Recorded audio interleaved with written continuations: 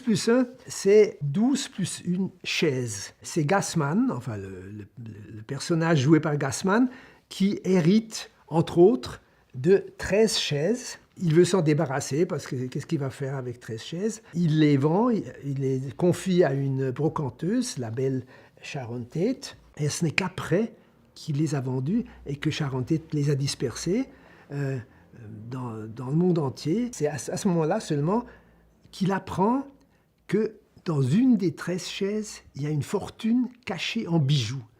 Donc ça va être une chasse au trésor pour trouver la chaise qui a le trésor, et en même temps un jeu de complicité et d'adversité entre Gassman et Sharon Tate.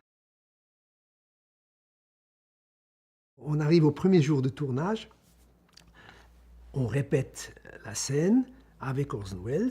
Je dis bon, tout va bien, etc. On peut tourner, silence, moteur, action please, je dis. Et Orson Welles ne bouge pas. On dit ça y est, les emmerdes commencent. Il dit mais quelque chose qui ne va pas, Orson.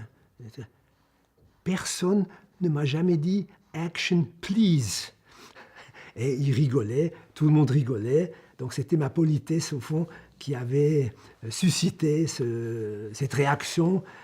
Donc c'était plutôt un compliment qu'une action hostile. L'année d'après, j'avais un film avec Anthony Perkins.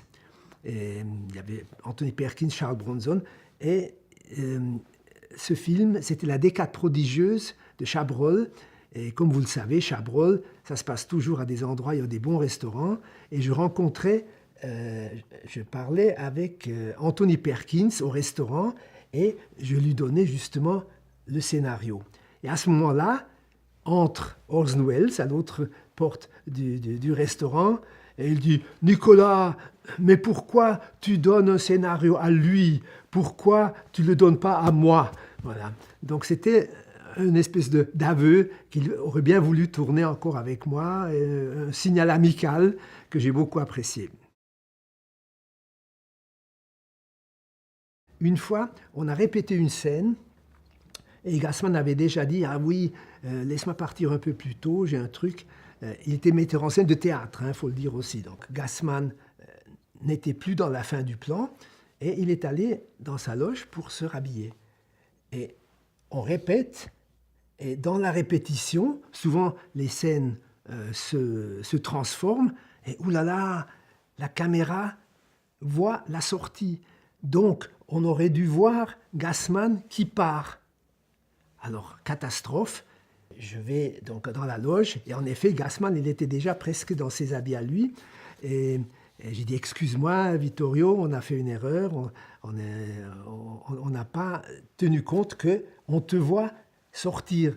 Tu vois, alors vraiment, on est navré et on s'excuse. Et tout de suite, il m'interrompt. Bah, Nicolas, ne t'en excuse pas. Le cinéma non è matematica, è arte.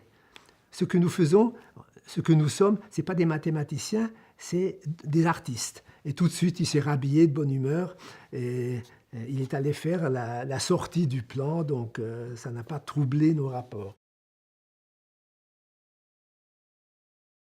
Là, on me voit avec Vittorio De Sica, pour ainsi dire à genoux devant lui, mais avec bonne raison, parce que c'était vraiment le partenaire le plus délicieux qu'on peut avoir sur un tournage, et il était d'une précision, alors vraiment comme une horloge, hein, horloge suisse. Et il me voyait toujours, lui il était très paisible, entre les prises, il dormait aussi. Ou alors il avait une petite roulette, s'il avait un partenaire et il jouait, c'était un fanatique du jeu aussi. Et puis moi, alors, je suis toujours à mon habitude, je ne sais pas bonne ou mauvaise, je circule beaucoup, pendant qu'ils installent la lumière, je vais les voir où ils en sont. Enfin, je suis toujours en mouvement, alors que De Sica, il me dit « Nicola, vieni, devo dirti una cosa, il faut que je te parle, Nicolas ». Alors j'arrive justement un peu dans cette position, il me dit « Tu sais, je suis allé voir le vieux John Ford quand il tournait à Hollywood ». Il était dans le désert, il avait déjà un certain âge, avec beaucoup de mouvements, les Indiens qui galopent et tout ça. Et je lui dis, mais maître, hein, comment vous faites à votre âge, avec tous ces chevaux qui galopent, les cow-boys, les Indiens, tout ça, comment à votre âge vous faites? Et il dit, ah, j'ai un secret de fabrication. Alors comment? Qu'est-ce que vous faites? Et il me dit, I sit. Je reste assis. Donc ça, il l'a dit pour moi. Et depuis ce jour-là, j'ai toujours mon assistant qui met ma chaise de réalisateur dans le décor et qui, de temps en temps, me dit « Nicolas, il faut rester assis. » Recommandation et ordre de John Ford. Ce qu'ils avaient en commun, ces trois-là, peut-être c'était déjà un peu pas très malin de ma part d'engager 3 réalisateurs, mais enfin ça ne me gênait pas, d'autant plus qu'ils étaient très coopératifs, parce que pour une fois, ils n'étaient pas responsables du film, donc ils étaient chouchoutés, on pourrait dire nourris, logés, tout ça, parce qu'ils n'avaient pas tout le poids, la responsabilité du film sur leurs épaules. It's a wrap.